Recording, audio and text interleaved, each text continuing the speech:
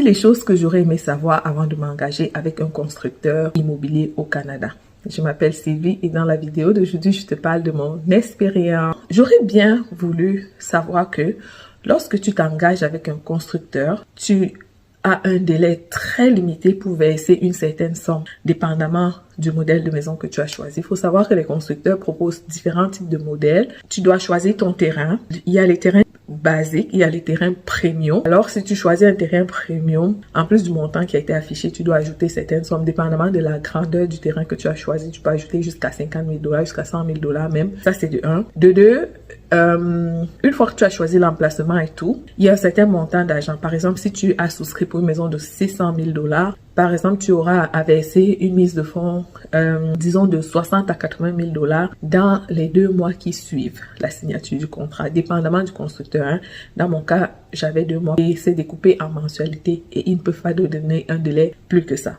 Ça, c'est une chose que j'aurais voulu savoir. Une autre chose que j'aurais voulu savoir, c'est que à chaque étape de la construction, il y a des upgrades à faire. Ça veut dire que, par exemple, la maison que tu as souscrit à 600 000 $, ça, c'est le prix de base. Le prix de base. Ça veut dire que si tu veux des modèles de porte un peu plus chic, c'est upgrade. Si tu veux un plancher un peu plus de bonne qualité, upgrade. Si tu veux une cuisine à ton goût, upgrade. À tous les niveaux, il y a des upgrade.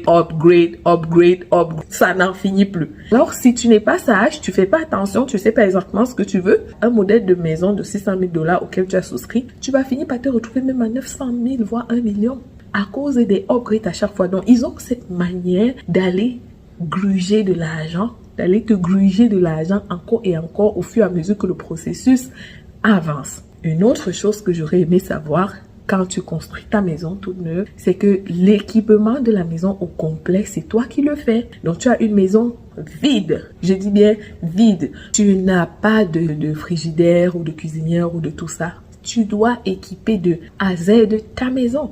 Contrairement à une maison que tu achètes déjà construite, des fois tu vas trouver la maison avec déjà cuisine, frigo, lave, vaisselle, machine à laver et plein d'autres choses.